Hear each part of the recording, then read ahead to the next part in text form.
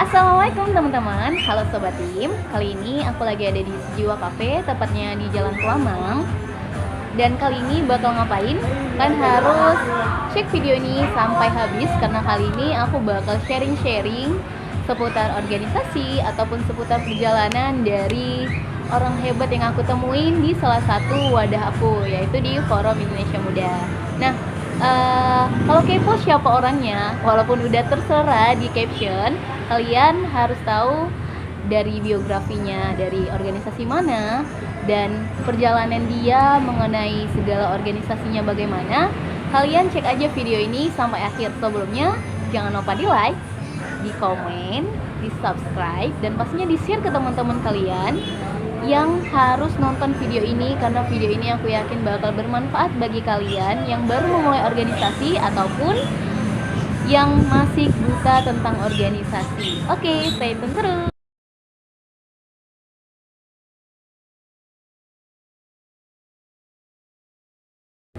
Oke, sekarang Radennya udah sama aku.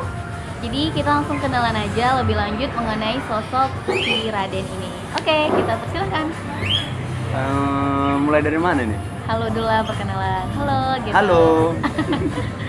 Ya, saya jomblo. Saya Raden Haitami Abdu. Biasa dipanggil, ada yang manggil Tami, ada yang manggil Raden, Panggil Aden, ada yang manggil panggil sayang. Abdu, sayang, Duda Jalang. Banyak panggilannya, tapi kalau di luar panggilan lapangannya itu Raden. Panggilan lapangan, geng. Tapi kalau di kampung panggilan malamnya? Panggilan malam Randi. Randi enggak? Itu nama panggilan. Sekarang usia 19 tahun. Terus kuliah di UIN, UINSU, Fakultas Ilmu Sosial, Prodi Sosiologi Agama, semester 2. Masih adik-adik. Oke, selain perkenalan singkat tadi, kira-kira di UINSU ini kan masih semester 2 nih, gabung organisasi nggak? Kalau di UIN gabung organisasi. Kalau di UIN ada organisasi eksternal, sekarang baru gabung. Udah gabung sih di IMM, Ikatan Mahasiswa Muhammadiyah, di Fakultas FEBI. Terus selama kuliah juga gabung IKMA. IKMA ini organda dari Asahan, Ikatan Komunikasi Mahasiswa Asahan.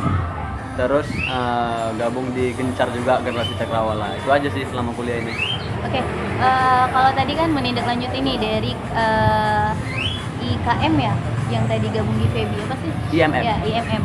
IMM ini kan gabungnya di FEBI, sedangkan Ya. Raden sendiri adalah Anak mahasiswa FIS. dari anak FIS kan. Nah, kenapa tuh kok bisa ikut di FEBI gitu? Jadi IMM ini di UIN kemarin itu di FIS belum ada komisariat gitu. Jadi pimpinan komisariat itu cuma ada di FEBI, nggak di FEBI sih. Ada di Fakultas Dakwah, FEBI, dan fakultas lainnya. Cuman di FIS belum ada fakultas, jadi aku numpang rumah istilahnya di FEBI. Namun sekarang di FIS kami baru bikin komisariat persiapan. Jadi aku rencana mau lari dari FEBI ke FIS gitu. Yang ngembangkan rumah sendiri lah gitu istilahnya. Oke. Kalau apa tadi? IMM. Enggak yang sama Ikatan anak Komunikasi Mahasiswa Asahan. IKMA. IKMA. IKMA, Ya. oke. IKMA sendiri ini memang lanjutan dari UINSU atau memang organisasi di luar daerah lebih tepatnya ya? Lebih tepatnya sih di luar daerah, luar kampus ya. IKMA ini dianya mencakup semua anak-anak yang berdomisili Asahan. Jadi yang berdomisili Asahan ini dimasukkan ke IKMA, mau dia kuliah di Medan, di Asahan, di Semarang, atau dimanapun, dia ya silahkan boleh gabung ke IKMA gitu, nanti dinaungi di IKMA gitu. Oke. Jadi wadah untuk anak Asahan. Kalau di IMM sendiri, posisi Raden ini sebagai apa? Kalau di IMM sendiri, waktu di FEBI masih kader, cuman sekarang kan lagi komisariat persiapan, lagi diamanahkan sebagai kepala bidang kaderisasi, cuman belum dilantik. Ntar lagi sih. Karena masih persiapan ya? Iya, masih persiapan. Oke, kalau di IMK? IKMA. Oke, guys. IKMA, ya. Gimana toh? Kalau di IKMA masih kader biasa sih. Kebetulan aku di IKMA adalah angkatan pertama, kader pertama. Oh, jadi kader pertama. ya aku kader pertama di IKMA. Oke, yang ketiga tadi kan tergabung juga nih di Gencar. Yup. Nah, Gencar sendiri itu apa sih? Gencar tuh sejenis makanan ringan yang di jadi Gencar itu singkatan dari Generasi Cakrawala gitu.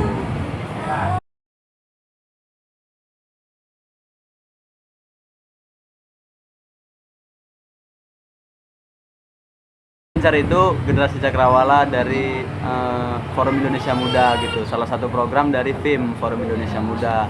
Nah, aku gabung di Gencar sama kayak dia orang sana maksudnya. Oh iya, siap. Oke, jadi tadi kan udah tanya seputar organisasi nih gitu kan, serta jabatan-jabatannya, posisi Raden di situ. Nah, sekarang kenapa sih mau nih aku ajak collab? Ya karena bayarannya mahal ya. Oh siap. Kenapa ya? Bayarannya mahal. Abis ini Jadi- banyak nih yang mau ngajak collab aku. Jadi dari kemarin itu dia udah ngajak sebenarnya fans. Oh, fans tolong lagi ya, tuh. tolong ya. Jadi kemarin tuh dia udah ngajak-ngajak. Ah. Cuman kami punya kesibukan masing-masing gitu, ngurus anak istri suami di rumah. Jadi baru ini kami jumpa di tempat ini. Nah, sempat-sempatin waktu lah untuk collab gitu. Biar Ya. nambah-nambah ya tau lah, subscriber. Oh, siap. Tapi sebenarnya enggak sih guys. Jadi karena memang aku mau kampanyekan postingan kebaikan gitu kan. Jadi kan mau ngampanyekan positif gitu kan, positif konten. Nah makanya aku tuh kepikiran. Jadi untuk informasi teman-teman, Raden ini adalah orang yang bakal mau naik jadi presma di itu adalah bocorannya. Kenapa? Karena aku tahu nih bahwasanya Raden adalah orang yang kompleks untuk dijadikan presiden gitu kan. Dan aku juga sebagai orang yang kenal dia, jadi kayak nge-support gitu kan. Makanya aku juga pengen ngebuat konten itu ya pertama juga karena untuk mengkampanyekan dia juga ya teman-teman. kampanye. Jadi di sini kita sama-sama saling membutuhkan, asik. Ada hoax ya. hoax. Oke, itu kenapa mau diajak collab? Terus yang kedua, kita kenal di mana nih, Den? Atau kita belum kenal ya? Ya kenalan Sosok dulu. kenal ya. Siapa namanya? Nama saya Rani. Rani. Oke, saya siapa ya? Ami. Di mana kenalnya? Di mana nih? Oh, Atau jadi baru kenal di sini? enggak, ada aja nih. Jadi kenalnya waktu mau gabung Gencar. Pas gabung Gencar tuh kan ada pembagian kelompok-kelompok gitu kan. Kebetulan aku sama Ima ini satu kelompok.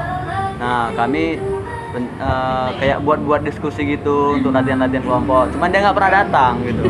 Jadi nggak pernah tahu Ima itu yang mana. Terus pas hari H di tempat itu, pas tempat pelatihan nyariin Ima yang mana, rupanya kayak gini orangnya. Kayak gini, apa adanya ya guys? Apa adanya. Ada apanya? Aduh. Oke, ada lagi yang mau disampaikan tentang saya? Kayaknya dari hati kali ya. Jadi Ima ini jomblo guys ya. Oh, oke, jangan Tapi diperjelas. banyak pawangnya. Enggak ya. Hey, Enggak ya. Enggak ya. Siap. Oke, Lanjut. kayak mana nih? Itu aja. Itu aja. Aku mau contekan dulu ya. Jadi kita udah buat konsep sebenarnya. Nah, kalau tadi seputar itu, sekarang aku mau tanya seputar perjalanannya Raden. Nah, sekarang ini kan semester 2 nih. Sedangkan untuk collab aja ya teman-teman, untuk informasi kepada teman-teman semua, untuk kita jadiin collab ini, kita udah persiapan dari tahun berapa, bulan berapa. Jadi nunggu waktu yang pas itu susah banget ya. Waktu akunya nggak sibuk, dianya sibuk. Waktu dia sibuk, aku nggak sibuk. Jadi aku lagi sakit ya teman-teman ya. Dan aku Curhat. sempetin Jadi curhat kesini gini ya. untuk collab bareng Raden karena memang sibuk nih. Belum jadi presma saja dia udah punya banyak waktu. Presma boy. Presiden mahasiswa ya. Jadi apalagi nanti udah jadi presma pasti dia bakal melayani kita lah. Kita karena aku juga anak Winsu, dia juga anak Winsu. Ya pastinya kita bakal turun ke masyarakat ya istilahnya. Macam nyalek awak ya turun ke Turun ke masyarakat. masyarakat ya. Turun ke Siap. mahasiswa-mahasiswa jadi lebih apa sih? Lebih kompleks ya. Oke, siap. Oke, sekarang aku mau tanya perjalanannya Raden. Jadi dia ini sebenarnya kita seumuran, cuma dia itu semester 2 dan semester 2 itu dia udah sibuk. Nah sekarang aku mau tanya tentang perjalanan dia. Jadi selama dia sibuk dengan kegiatannya, bahkan sibuk dengan kebermanfaatan dia di masyarakat ataupun di sekeliling dia, kira-kira perjalanan dia tuh gimana sih susahnya dia ngebangun baik internal dia, keluarganya, ataupun bahkan orang-orang di sekelilingnya. Nah, jadi di sini aku mau lebih ke Radennya dulu bercerita tentang perjalanannya, baik tentang organisasi, baik masuk universitas, ataupun kenapa sih alasan, kan kita seumuran nih, kenapa aku di semester 4, dirimu masih semester 2. Nah gitu, mungkin lebih Raden lah gimana mau jelasnya, yang mana dulu? Perjalanan ya? Iya, Jadi siap. perjalananku itu dari kos tuh naik Grab. Oke, ini lucu ya teman-teman. Enggak. Perjalananku. Jadi ayahku sama umiku tuh nikah kan. Mereka membuat sebuah Melahirkan. program dan lahirlah seorang anak yang bernama Raden Hitami Abdul gitu kan. Aden. Terus terus aku kenapa masih semester 2 gitu kan. Karena waktu SD itu nggak boleh gitu sama orang tua masuk SD umur 5 atau 6 tahun, harus umur 7 tahun. Padahal kawanku itu udah kelas 2 SD atau kelas 4 SD, kelas 3 gitu. Tapi aku sendiri dipaksa harus 7 tahun. Alasannya biar matang, tahapannya yang matang ya kan. Matang. Ya itu. Maksudnya kulitnya matang guys. Aduh, tersungging ah. Terus ini oke lanjut. Terus tamat SD, SD aku di Aikloba kalau kalian tahu itu sebuah kota kecil yang nggak masuk peta. enggak. Siap. Keren tuh keren. Terus SMP aku di SMP Muhammadiyah Sentang itu di daerah Asahan masih Ansi, daerah Kisaran. Terus masuk SMA di daerah Kecamatan Pulau Rakyat. Jadi dulu aku tuh SMK Negeri 1 Pulau Rakyat, jurusan TKJ, Teknik Komputer Jaringan. Tamat SMK aku masuk kuliah. Sebenarnya nggak ada sih keinginan untuk kuliah gitu. Dari kuliah ini dari paksaan orang tua gitu. Cuman aku mikir kalau di tahun sekarang ini kalau nggak kuliah itu mau jadi apa gitu. Sedangkan sarjana aja 80% kata dosenku itu pengangguran gitu kan. Apalagi yang nggak sarjana gitu. Oke, siap. Terus tamat sekolah dari TKJ ngambil ke sosiologi. TKJ sosiologi. Ya, nggak nyambung ya. Ya. IPA ke komputer. Iya. Itu lebih nggak nyambung juga sih. Nyambung, emang. Sama aja sih. IPA juga ada Jadi belajar. TKJ ke sosiologi. Jadi untuk adik-adik juga sekalian bagi tips. Aku nih prinsipnya kemarin ngambil jurusan bukan karena kedepannya itu karena lowongan kerjanya itu banyak gitu. Walaupun komputer memang dibilang orang masuk komputer aja karena nanti tamat kuliah banyak nih di kantor bisa, buka usaha sendiri bisa gitu kan. Cuman tips aku kemarin ngambil jurusan tuh aku cocokkan jurusan sama yang basicku sendiri gitu. Basicku aku sukanya dunia sosial gitu. Walaupun aku punya sebuah ilmu komputer gitu kan. Cuman aku nggak mau lanjutin karena memang aku takut nanti kayak dibilang orang itu. Dibilangnya alasannya salah jurusan gitu. Padahal memang dianya nggak pengen jurusan di itu. Memang jadi aku nggak mau rasanya kuliah itu tertekan sama jurusan, sama tugas-tugas. Jadi lebih baik untuk adik-adik juga kalau mau ngambil jurusan, pilih jurusan yang sama basic kalian gitu. Jadi kalau kalian hobi, kalian enak juga ngejalaninya walaupun berat. Tapi karena walaupun berat, tapi kalau itu memang udah pilihan kalian dari hati, pasti kalian bisa ngelewatinya gitu. Sebenarnya ada nggak sih salah jurusan itu? Sebenarnya aku pernah lihat meme deh. Memang goblok ya goblok aja, nggak usah pakai alasan salah jurusan gitu. Oke guys, garis bawah ya. Kalau emang udah goblok aja. Nggak ada namanya salah jurusan. Itu dari meme ya, bukan aku. Oke, meme ya. Iya. Oke, lanjut. Lanjut mana nih? Organisasi. Oke. Tapi belum dijawab sih tadi. Oh udah ya? Apa? Semester 2 tadi ya? Udah ya? Oh semester Jawab. semester 2 karena Karena aku tadi memang. SD masuk umur 7 tahun. Pas 7 tahun aku baru masuk SD. Oke, mungkin sebelum lanjut ke selanjutnya, aku mau tanya dulunya sebelum ambil sosial itu ambil apa aja? Nah, pasti kan banyak tuh kan. Apalagi SBM kita tuh ada 3 pilihan ya waktu zaman-zamannya kita. Nah, itu pilih apa aja? Apakah semuanya sosial atau gimana? Oke, jadi gini guys. Dulu aku sekolah nggak ngerti-ngerti tentang SPAN, SNM, SBM. Serius, aku nggak ngerti-ngerti. Tiba-tiba kawanku kok sibuk-sibuk di kelas gitu kan. Lihat-lihat kertas atau apa namanya buka-buka website, ngapain orang ini. Aku biarin aja, aku main futsal aja gitu. Rupanya udah mau deket-deket pun barulah tahu itu tentang SBM itu apa, UMPTKIN itu apa. Itulah daftar SBM, nggak lulus. Terus daftarlah UMPTKIN, nggak lulus juga, nggak lulus. Terakhir Jadi mandiri. daftar mandiri dulu. Berarti kita satu jiwa. Aku juga dari mandiri, dia juga dari mandiri. Jurusannya dulu ngambilnya itu aja. karena orang tua pengennya komputer, ya mau nggak mau bikin komputer. Tapi komputer aku bikin di pilihan kedua atau ketiga gitu. Yang pertama tetap sosiologi. Sosiologi ya. Jadi makanya lulusnya juga di sosiologi karena dari semua itu pilihan pertama itu sosiologi. Kalau misalnya dia lulus di komputer, kita jumpa lagi guys. Muak sih. Muak ya. Oke, berarti memang pertemuan itu nggak bisa kita duga-duga. Ternyata nggak pun kita satu jurusan, kita juga ketemu gitu.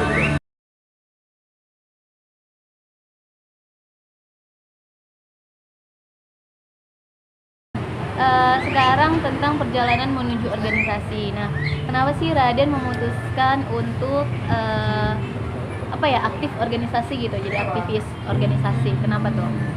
Oke, jadi aku mulai organisasi itu dari SMP. SMP kan aku SMP Muhammadiyah Sentang gitu. Jadi di Muhammadiyah ini ada namanya organisasi otonom namanya IPM. IPM ini singkatan dari Ikatan Pelajar Muhammadiyah. Aku gabung di situ gitu. Ya lumayan aktif lah. Tapi dulu belum ngerti-ngerti tentang organisasi, cuman ikut-ikut aja. Terus masuk SMA, gabung di SSC. SSC itu namanya kepanjangannya Smart Study Center gitu. SSC. Terus masuk juga jadi pengurus OSIS. Itulah mulai aktif di organisasi. Awal mulanya. Terus SSC ini dulu kami mulai berkembang saat ada senior juga namanya Bang Dimas sama kawan-kawan juga ngajak bikin yayasan gitu. Nama yayasannya ini Syifaul Qalbi. Jadi yayasan ini TPA Syifaul Qalbi, Taman Pendidikan Al-Quran Syifaul Qalbi, dan ini gratis gitu. Dulu itu tempatnya, lokasinya di Desa Pulau Rakyat Tua, Kecamatan Pulau Rakyat, Kabupaten Asahan. Nanti kalau teman-teman penasaran, silakan aja ke sana. Masya Allah, jadi Raden dengan seumurnya yang masih semester 2 ini teman-teman udah punya yayasan. Jadi kebermanfaatannya lebih nampak ya di masyarakat. Nah, di yayasan sendiri sebagai founder ya? Nggak founder sih. Jadi sebagai kayak mana ya? Kami tuh diriin yayasan aku, Revan, Jara, Afli, Wanda, berlima sama abang itu 1, 6 orang gitu. Jadi kalau dibilang founder, berarti 6-6-nya founder gitu kan, Iya. sama-sama mendirikan gitu kan. Mendirikan. Jadi apa Berarti dibilang ya? Ya founder. Co-founder. Nggak tahu lah, gitulah Iya, pokoknya. gitu. Ya, yang penting bermanfaatannya ya. Iya. Sejauh ini udah berapa tahun sih yayasannya berdiri? Dari tahun 2016. 2016. 2017. Nah, yayasannya itu sendiri dikelola sama siapa? Sekarang yayasannya dikelola sama Abangda Dimas Setiawan. Nah, Abangda Dimas Setiawan ini dulu S1-nya di UIN, di Fakultas Dakwah kalau nggak salah. Halo Bang Dimas. Ya. Kalian cek aja website dari TPA-nya, namanya TPA Syifaul Qalbi Pulau Rakyat. Itu Ada nanti nggak bisa cek. sosial medianya biar teman-teman Ada. kalau misalnya mau kepo ataupun mau donasi, jadi IG-nya nanti bisa ada. ke sana. Ya, IG-nya ada, websitenya juga ada gitu. Nanti aku lampirin di description ya. Ya. Jadi teman-teman yang kepo, kalian harus tahu tentang yayasan itu. Dan kalaupun punya kalian mau donasi lebih, kalian bisa hubungin Raden ataupun nanti dari Ya. sosial media mereka. Jadi yayasannya sekarang, dulu itu yayasannya cuma rumah gitu. Rumah papan punya guru kami, itulah kami bersihkan, kami ajak anak-anak OSIS, anak-anak SSC ini untuk membersihkan sama-sama. Insya Allah. Dan kami jadikanlah sebagai TPA gitu kan. Terus seiring berjalan waktu, kami cari-cari donatur, cari-cari donasi. Terbentuklah sekarang 2 kelas permanen. Itu bukan hasil dari duit kami semua, itu hasil dari wakaf-wakaf ataupun ya donasi-donasi orang-orang. Ya alhamdulillah masih ada orang baik di Indonesia ini gitu. Alhamdulillah. Dan sekarang lagi pembangunan 3 kelas permanen, cuman masih tembok doang karena terkendala dengan biaya. Jadi didoain ya teman-teman, semoga nantinya yayasannya lebih besar, terus Amin. juga kelasnya lebih banyak. Amin. Dan pastinya lebih banyak lagi kebermanfaatannya di masyarakat. Gak hanya antara 6 orang yang bangun yayasan tadi aja gitu. Oke, jadi selain lanjut. aktif di organisasi, punya yayasan, kira-kira Raden apalagi nih? Tentang Presma tadi nih, kan dengar-dengar Aduh, nih. jauh kali ya. Ya, dengar-dengar dari bisikan tetangga asik.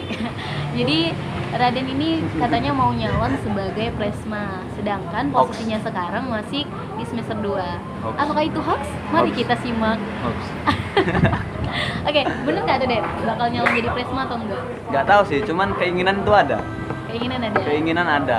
Kenapa? Karena gini, kata hadis tuh kan, hari ini harus lebih baik dari hari kemarin dan hari esok harus lebih baik dari hari ini gitu kan. Masya Allah. Jadi dari SD, SMP,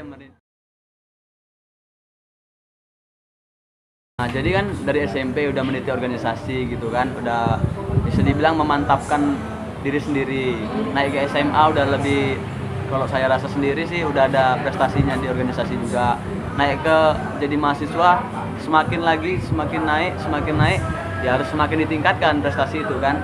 Jadi sekarang kalau hanya sekedar jadi aktivis organisasi, pengen juga jadi aktivis kampus yang ya kalau bisa jadi presma gitu kan. Mana tahu setelah jadi presma nanti jadi DPR atau jadi Amin. presiden ya bisa. Jadi tujuannya karena itu ya. Ya. Tapi sebenarnya kalau misalnya nih sekarang duduk di posisi semester 4 misalnya, semester 5 ya minimal harus nyalon jadi presma ya. Nggak tahu sih, iya kayaknya. Pokoknya dia kayak ada ketentuan gitu sih. Ya, Jadi antara kita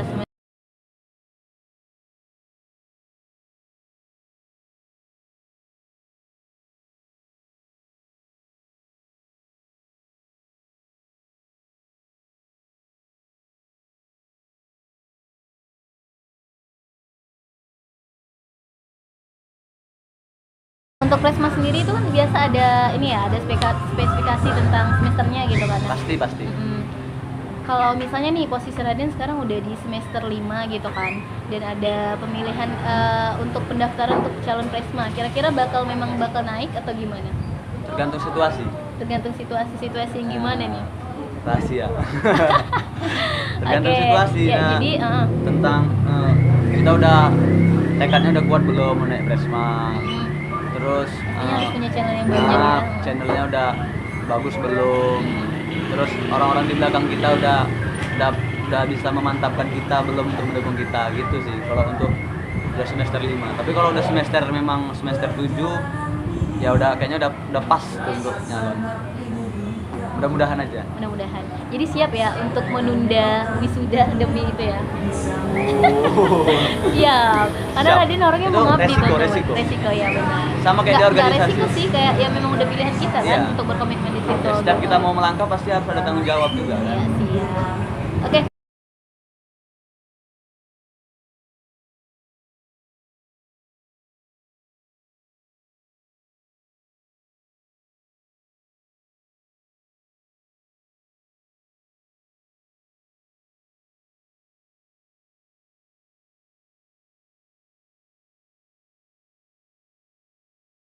Kita doain aja ya Radennya, semoga nanti udah siap pelengkapannya untuk mau jadi presma.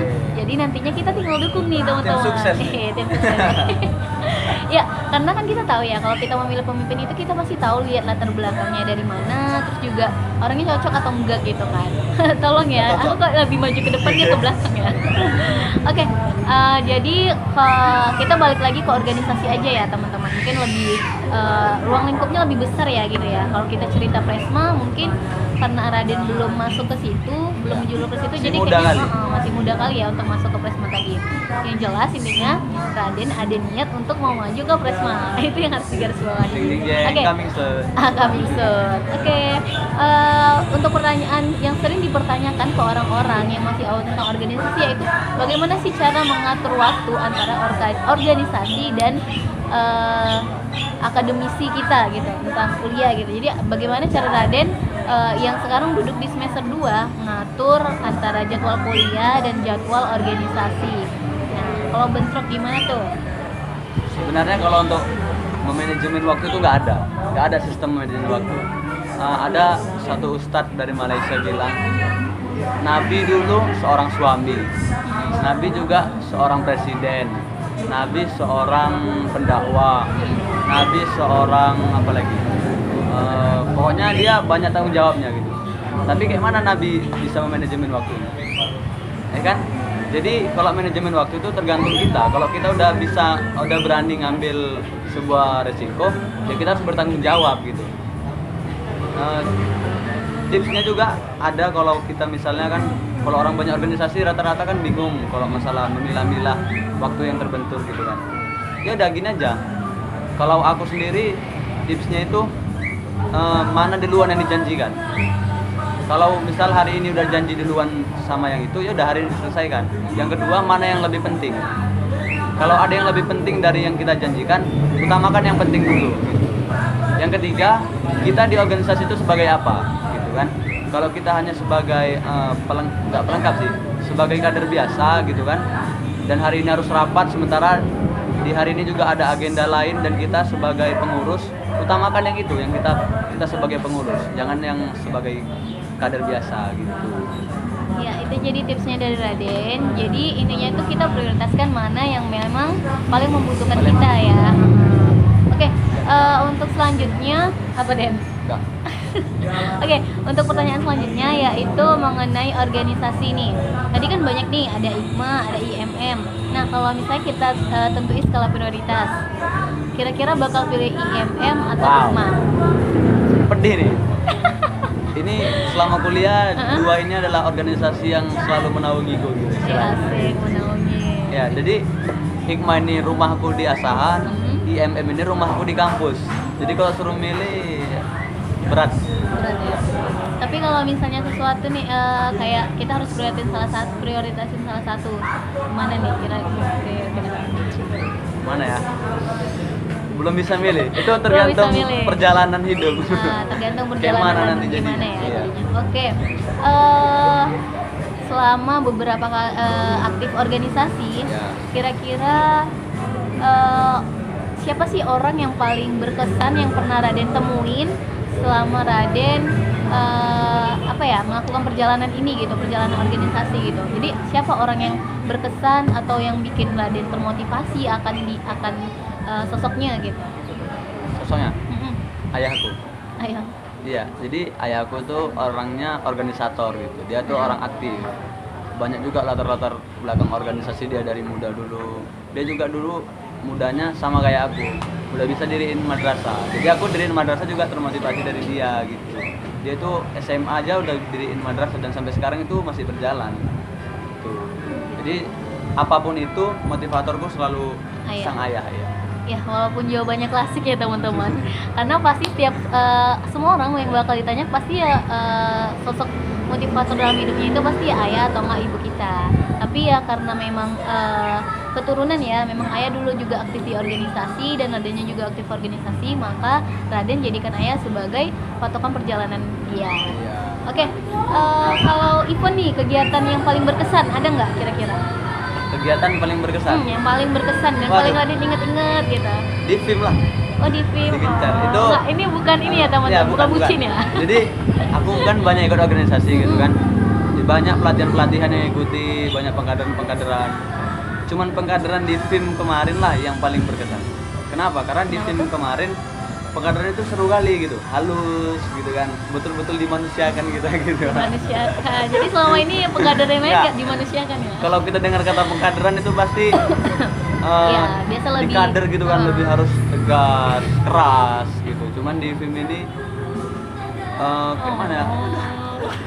Tidak nih. Sampai nggak bisa mengungkapkan teman-teman. Pokoknya yang paling berkesan tuh di film gitu, karena emang seru. Jadi kalau teman-teman nanti pemuda-pemuda Indonesia khususnya yang di Sumatera Utara, gabung aja ke film. Nanti jumpa aku ya. Apalagi kita ada gencar daerah ya. Iya. Nanti kami ada gencar daerah, cuman tunggu aja ya. Coming soon. Bukan coming soon Raden Presma ya. Oh. Coming soon aku nikah nggak? Oke, siap, kita doain ya. Nikah. Oke, selanjutnya apa ya?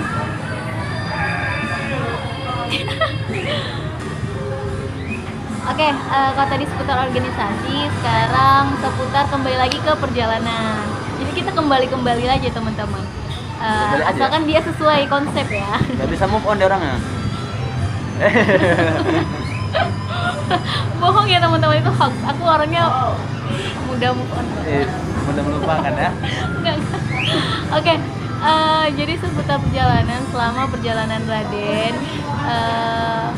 yang paling sulit dan memang ada di posisi paling titik terendah itu di mana dan kapan gitu? Kira-kira pas Raden ada di posisi itu, bagaimana caranya Raden dalam bangkit dan gak terpuruk sama keadaan itu?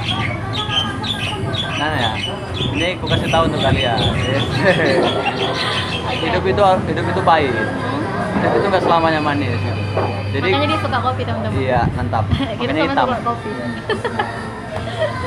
Jadi kata ayahku, kalau hidupmu itu enak-enak aja, semua itu ada, beli ini ada, kemana-mana bisa. Pokoknya hidupmu itu enak aja mulus. Itu bukan yang dinamakan hidup gitu. Hidup itu enak kalau ada rintangan. Jadi kalau nggak ada rintangan, hidup pun nggak enak. Jadi titik terendah aku dulu mana ya?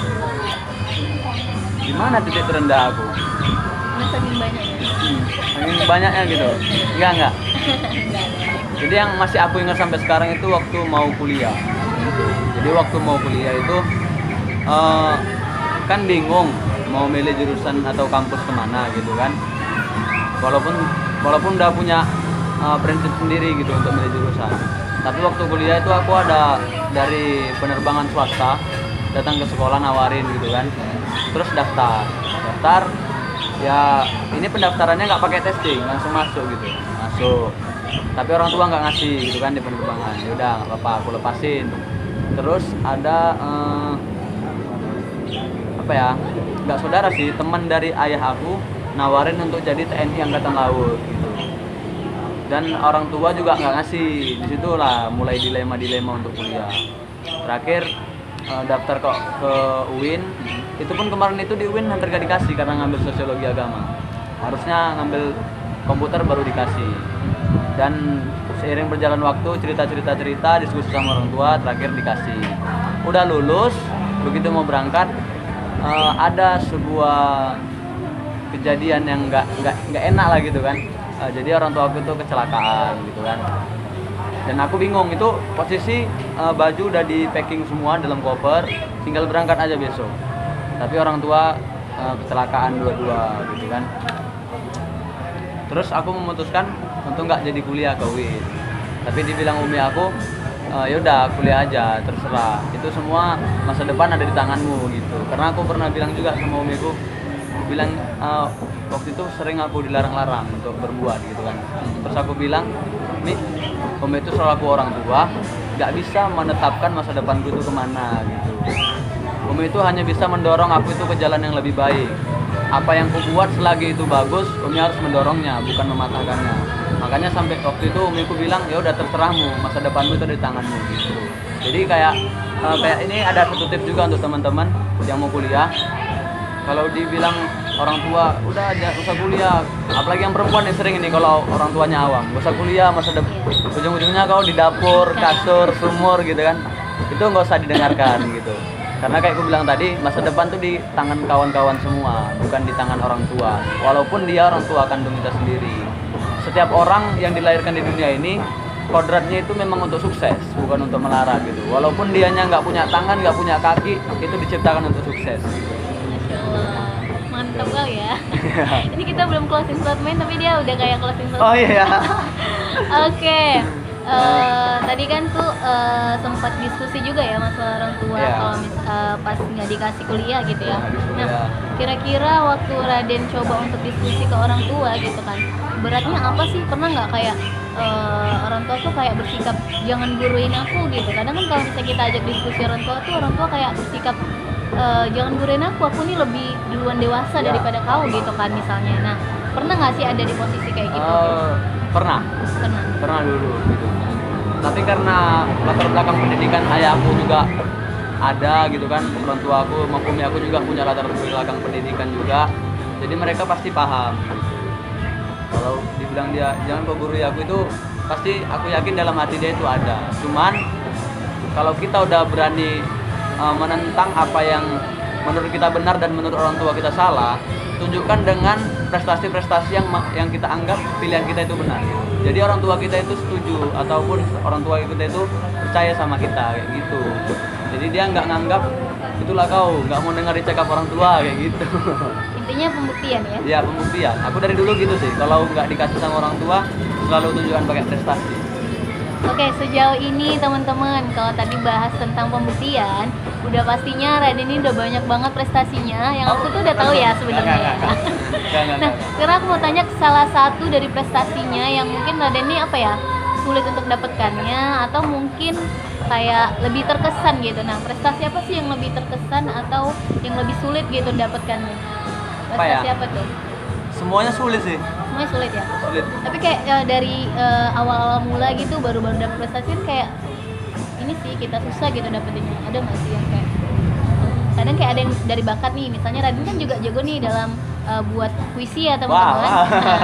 Jadi boleh nanti yang mau dipuisiin sama Raden. Gak bakal.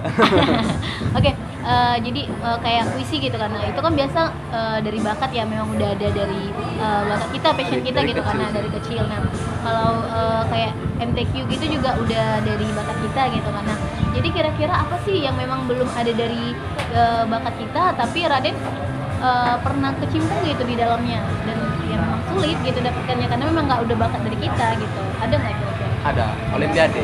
Olimpiade. Ya, Olimpiade yaitu mau bersifat nasional ataupun bersifat lokal, itu berat sih. Karena memang aku jujur aja kalau tentang mata pelajaran atau bangku sekolahan aku rendah, akademisi aku rendah gitu. Tapi kalau untuk lapangan rendah juga. Ya, dia bohong teman-teman. Sebenarnya banyak sih prestasinya. Kalau bisa aku lampirin CV dia, aku lampirin. Tapi salahnya memang dia nggak mau menyombongkan diri. Dia masih mau dia aja. Oke, kalau tadi seputar prestasi. Ya. Sekarang tadi kan udah disebuti ada puisi, ada MTQ juga. Nah, kalau misalnya puisi tadi lebih ke mana? Lebih ke pembuatan puisi atau lebih ke apa sih kalau baca puisi gitu, baca puisi? Dua-dua. Dua-dua. Cipta dan baca puisi. Cipta dan Jadi cipta. aku belajar cipta dan baca puisi itu waktu kelas 1 SD. Itu diajari sama ayahku. Di depan Ayah. komputer diajari pertama kali puisi yang aku ciptain itu judulnya Ayahku. Isra Mi'raj dan Ibu. Itu dua judul itu sekali satu malam itu 2 judul aku kerjakan. Terus 2 judul ini kebetulan ada perlombaan gitu kan di sekecamatan itu perlombaan untuk baca puisi bukan cipta, baca puisi. Nah, puisi aku ini disuruh ayahku untuk dibacakan. Alhamdulillah dapat juara 1 gitu. Itulah pertama kalinya aku Pertama kali juara ya? juara 1 megang piala. Pertama kali megang piala dan pertama kali ikut lomba dan pertama kali aku ciptain puisi. Boleh ngasih dipuisiin sedikit aja? Nggak bisa. Nggak. Oke, itu udah tahu ya. Raden orangnya memang nggak apa kali gitu di kamera. Jadi kita bakal nanya ini aja. Biasa kan orang-orang enggak bukan jomblo ya. Ini Mana asik. tahu ada yang mau gitu kan. Masa jauh-jauh. Oh, siap. Bercanda. Oke, jadi biasa orang yang buat puisi itu ya orang yang enggak suka terampil di dalam kamera. Udah gitu juga orang yang memang lebih suka apa ya tentang dia dan antara tulisannya aja gitu kan. Lebih suka orang yang apa ya Tertutup. penyendiri, tertutup gitu Introvert, kan. ya? Introvert. Kalau bahasa anak sekarang tuh introvert. Nah, kalau Raden sendiri memang termasuk orang yang tertutup atau gimana? Dulu aku orangnya itu introvert. Dulu ya. Iya. Terus dari SD sering ikut lomba, terus sekolahnya juga dari SD langsung tembak jauh gitu kan. Disitulah berawalnya terciptanya sebuah Raden yang ekstrovert gitu. Asik. Iya, jadi gitu. Makanya kalau orang bilang kau kan nggak penyendiri, kau kan nggak suka melamun, kau bisa nyiptain puisi gitu. Ya itu suka-suka aku lah, kau pula yang heboh ya kan. Siap. Soalnya ya teman-teman setahu aku ya, aku juga suka nyiptain puisi gitu kan, suka juga nulis. Jadi kayaknya aku itu ya karena memang bukan punya bakat sih, punya apa ya? Duit. Punya duit. Orangnya lebih ke introvert gitu kan, walaupun ya aku sekarang lebih mencoba untuk mengekspresikan diriku di dalam kamera. Tapi sebenarnya memang orangnya sih introvert gitu. Oke, kalau tadi seputar puisi, kalau MTQ sendiri memang belajar dari ayah juga ya? Ya, Ayah memang seorang Ya. kori juga. dibilang Oh, koris gitu. ya enggak, cuman dia bisa ngaji. Dia tuh apa yang kita minta ajari selalu bisa gitu. Kalau bisa. Berarti memang ayah itu penting banget ya dalam perjalanan Raden ini. Penting Paling kali. penting ya. Makanya tadi tanya kan siapa yang paling berkesan, itu ayah. Ayah. Dialah paling berkesan. Mengajarkan semuanya itu dia. Jadi ingat ayah. Tentang aduh jangan. Apalagi kalau masalah tentang keagamaan gitu kan. Dia tuh keras orangnya kalau masalah agama. Sekeras apa sih kalau boleh tahu? Soalnya kan kalau misalnya agama nih agak gimana ya? Kayak kalau nggak sholat kita di ini gitu kan. Kayak terus kayak pacaran juga gitu kan. Nah, sekeras apa sih ayah? Jadi kalau dulu itu waktu masih kecil biasa nih orang kan biasanya kalau anggap agama keras tuh sholat ya kan. Jadi kita ambil kalau sholat tuh dulu aku kalau nggak sholat dipukul pakai tali pinggang. Kalau adikku nggak sholat, aku juga dipukul pakai tali pinggang. Jadi dari kecil memang diajarkan untuk tanggung jawab, untuk mengayomi adik-adik. Jadi kalau nggak sholat, pukul pakai tali pinggang. Kalau dalam waktu 2 hari itu nggak pegang Al-Quran, itu dipukul pakai tali pinggang. Gitu. Itulah kerasnya. Berarti memang udah dibangun sejak Sampai ini ya. wudhu pun itu diperhatiin gitu. Sampai kencing pun harus jongkok gitu. Nggak boleh. Memang seharusnya kan. Iya. Sunahnya memang seperti itu. Nah, berarti memang dari kecil Raden ini udah dididik ya, mulai dari tanggung jawab, juga agama. Tapi dan besarnya pastinya, preman. preman. Tapi nggak teman-teman, nyatanya aja kalau kita lihat dari covernya nih ya, first impression aku lihat Raden gitu kan, itu kayak gimana ya? Preman. Nyebelin kali sih Bete. anaknya gitu ya, asik. Ya karena yang ngeselin gitu kan waktu pertama-tama kali. Nah ternyata setelah kita udah kenal lebih jauh, ternyata tuh sosoknya itu dikagumkan banget Wes. gitu, asik. Tersung gitu. Oke, nah kira-kira nih kalau tadi kan aku ngebahas tentang apa ya, cover gitu kan. Cover. Pasti banyak nih kan dengan nggak menutup kemungkinan juga kan seorang Raden banyak ya banyak dibully ya Den ya.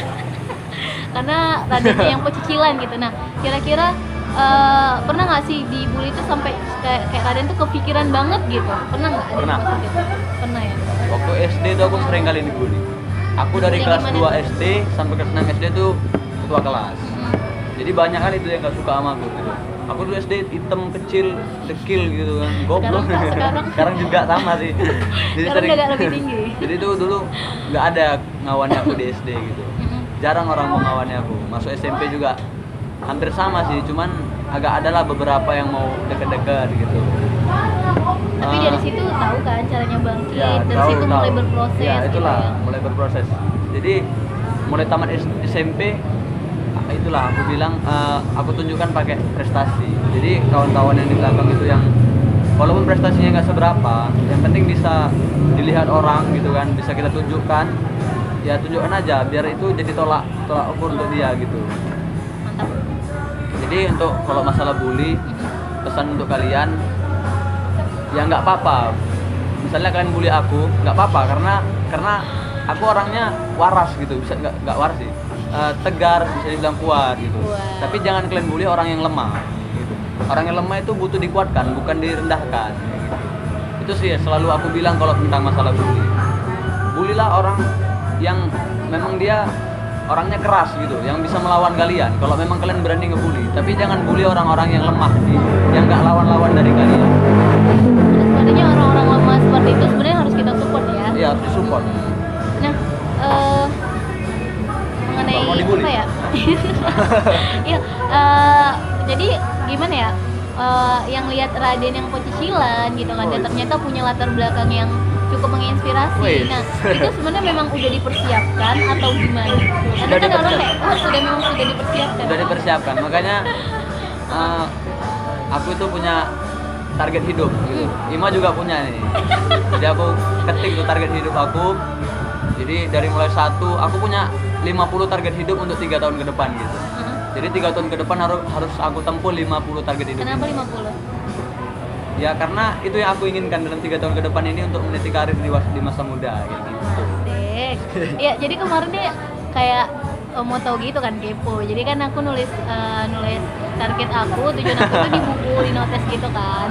Sebenarnya aku nulis juga di laptop aku, tapi aku juga nulis di notes supaya suatu saat kalau misalnya aku kemana pergi aku bisa baca bukunya gitu kan. Jadi nggak lupa sama tujuan aku. Nah, dan dia tuh baca diem-diem ya teman-teman. Oke, jadi kita kayak tahu gitu, dia tahu lah tentang tujuan Keren, aku keren. salah satunya. Oke, ada lagi yang mau disampaikan? apa ya, I love you. Nggak, mungkin sekitar apa ya, ada yang dirahasiakan gitu yang belum tahu, yang publik belum tahu tentang Raden gitu. Satu aja gitu, yang apa gitu. Apa ya, ya namanya rahasia kan ya nggak boleh tahu. Iya, tapi kan di sini kita kayak ngungkapin apa sih yang publik belum tahu tentang Raden gitu. Yang Jadi kalian kita kayak, belum tahu tentang aku, yang Apa kalian tuh? belum tahu tentang aku itu hatiku gitu. hatiku asing. Kenapa tuh hatinya? Enggak. Jadi aku tuh di luar beda, di dalam beda kayak gitu. Kalau di luar mungkin Itu udah tahu ya Pak ya? udah tahu ya. Gimana sih? Oke, Apa ya? jadi mungkin kayak di Gencar kemarin ya, teman-teman kita juga udah pernah 1 jam lebih dekat sama Raden, juga udah pernah sharing-sharing waktu Oh ya, di aku nggak ingat. gathering. Enggak, saya ingat. Nah, mungkin apa ya yang belum tahu itu tentang Raden nih. Pernah nangis nggak sampai terisak-isak terus kayak sedih banget gitu? Pernah nggak nangis? Pernah dulu dipakai tali pinggang diajar karena nggak pulang main-main. Nggak, Main-main nggak pulang rumah. Itu nangis. Maksudnya ini nangis waktu kapan gitu? Waktu Iya. pas dewasa ini atau pas anak-anak? Pas dewasa lah pastinya. Pas dewasa ini nangisnya pernah nangis enggak gitu? Pernah.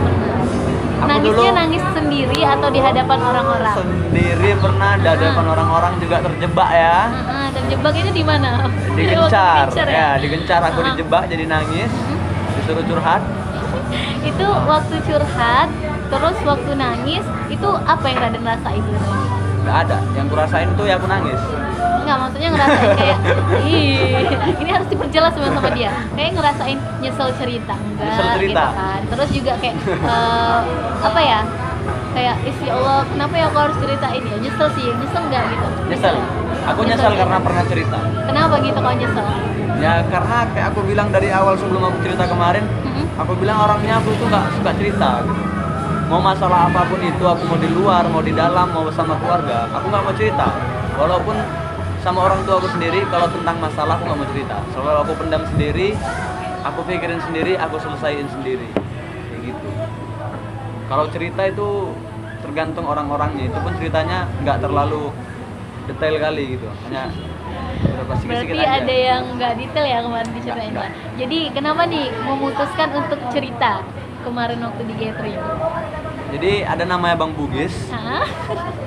Dia menguatkan atau? Jadi Bang Bugis. dibilang dia, udah Den kau nangis aja biar seru dulu, biar dapat situasinya gitu. Udah tak? Tertunda, ada yang datang pelayannya. Iya, Ya, baik jadi kita lanjut. Pak. ada namanya Bang Bugis. Ini Bang Bugis ini pengen nak lepuk juga kepala sekali. Jadi dibilangnya kan, aku bilang, udah Bang, aku mau cerita yang lucu-lucu aja lah ya kan. Tengok orang ini nangis-nangis semua. Udah Den, kau nangis aja biar lebih dapat feel-nya kata. Oh iya pula ya kan. Udah lah cerita-cerita. Sebenarnya nggak nangis, cuman sama dia kepalaku tuh digini-gini kan, sabar ya gitu. Jadi makin sedih ya. Jadi jadinya. tertarik air mata gitu dan gini kan, tarik Atas kemari. bibirnya ditarik, Jatuh terakhir nangis. Dan orang-orang di situ, kawan-kawan di Gencar semua pada kayak mana Bang? Kayak heboh gitu. Jadi Melihat kayak- seorang Raden menangis. Iya, karena ya memang kita lihat Raden ini orangnya ketawa mulu gitu ya. Udah gitu pecicilan yang biasa orang kayak gitu tuh sebenarnya menyimpan banyak kesedihan Oh gitu. no, Pak. banyak cinta. Banyak cinta. Oke, mungkin karena udah waktunya juga udah makin sore nih teman-teman. Jadi mungkin closing statement aja dari Raden. Apa nih yang mau disampaikan sebelum kita tutup video kita hari ini? Closing statement dari aku, ya Ya, gitu aja. Kata-kata dulu, satu Apa ya? kata yang Eh, menginspirasi asik. pesan-pesannya Heeh. untuk apa nih? Untuk mahasiswa, untuk semua, semuanya. untuk umum. Untuk umum, apa ya? Aku bukan motivator soalnya, jadi nggak bisa ngasih kata-kata motivasi Mungkin gitu. kayak lebih ke tujuan hidup aja. Sukses harus melawan arus, gitu. Enggak Gitu sih, aja. enggak juga sih. Apa sih? Nah, apa sih ya? Udah Ah. itulah. Nggak tahu. Ya pokoknya tetap dari aku aja. Gimana pun kita, apapun masalah kita, ya coba aja kalau masih bisa kita selesai sendiri, kita selesai sendiri gitu ya. Kalaupun memang kita udah nggak sanggup, kita ceritakan aja pada Allah SWT, karena kita betul. punya Allah yang siap untuk menampung cerita-cerita Betul. kita gitu kan. Betul. Oke, untuk dari Raden maksudnya melawan arus adalah ya jangan takut kalau misalnya memang kita adalah mau berproses, kita harus mau melawan arus, Smart, jangan mau di smart. situ-situ aja kayak gitu. Smart. Oke, mungkin itu aja closing statement dari kita. Untuk itu teman-teman kita undur diri, mohon maaf atas videonya, semoga bermanfaat dan ada satu kata ataupun salah satu yang menginspirasi kalian tentang Raden. Nah, kalau tentang sosial media Raden ataupun kalian mau kenal Raden lebih lanjut, nanti bakal aku sampaikan di description. Dan sampai jumpa di video aku selanjutnya. Jangan lupa di like, di komen, dan di subscribe. Oke, baik, kita undur diri. Assalamualaikum warahmatullahi wabarakatuh. Salam inspirasi sobat tim.